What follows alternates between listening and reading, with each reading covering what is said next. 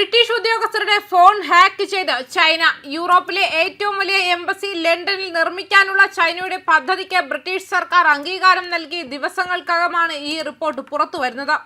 Boris Johnson, Liz truss, ഋഷി സുനക് എന്നിവർ പ്രധാനമന്ത്രി പദത്തിലിരിക്കെ അവരുടെ അടുത്ത സഹായികളായ ഉന്നത ഉദ്യോഗസ്ഥരുടെ ഫോണുകളാണ് ചൈനീസ് ഹാക്കർമാർ ചോർത്തിയത്. ഓപ്പറേഷൻ സോൾ ടൈഫൂൺ എന്ന പേരിൽ 2021-നും 2024-നും ഇടയിലാണ് ചാരപ്രവർത്തനം നടന്നത്.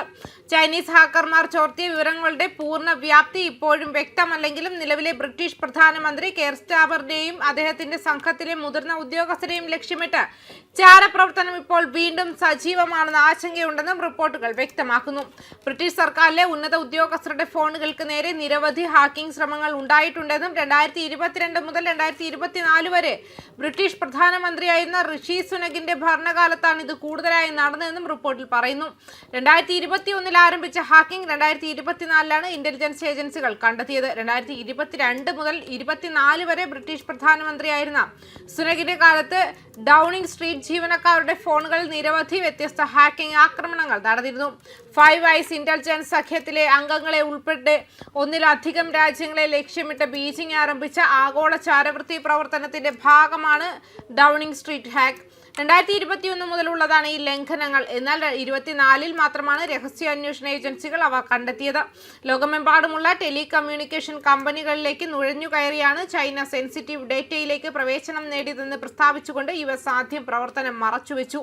മോഷ്ടിച്ച ഡേറ്റ ചൈനീസ് ഇന്റലിജൻസ് സേവനങ്ങൾക്ക് ലോകമെമ്പാടുമുള്ള അവരുടെ ലക്ഷ്യങ്ങളുടെ ആശയവിനിമയങ്ങളും നീക്കങ്ങളും തിരിച്ചറിയാനും ട്രാക്ക് ചെയ്യാനും ശേഷി നൽകുമെന്ന് കഴിഞ്ഞ വർഷം FBI മുന്നറിയിപ്പ് നൽകിയിരുന്നു.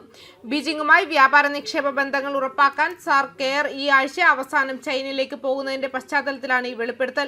2018 ബെറോണസ് മേയ്ക്ക് ശേഷം ചൈന സന്ദർശിക്കുന്ന ആദ്യത്തെ ബ്രിട്ടീഷ് പ്രധാനമന്ത്രിയാണ് കെയർ സ്റ്റാമർ. ലാഭകരമായ വ്യാപാര ഇടപാടുകൾ ഉറപ്പാക്കുന്നതിനായി ചൈനീസ് ശത്രുതാപരമായ പ്രവർത്തനങ്ങളിൽ അദ്ദേഹം മൃദുവായ നിലപാട് സ്വീകരിക്കുന്നുവെന്ന് വിമർശകർ ആരോപിക്കുന്നു. ചൈനീസ് എംബസിക്ക് അനുമതി ലഭിച്ചത് ധനകാര്യ സ്ഥാപനങ്ങൾ ഉപയോഗിക്കുന്ന ഫൈബർ ഒപ്റ്റിക് കേബിളുകൾ ചോർത്താനും പ്രദേശത്തിനിടയിലൂടെ സഞ്ചരിക്കാനും ബീജിംഗിന് അവസരം നൽകുമെന്ന ആശങ്കയും ഉയർത്തിയിട്ടുണ്ട്.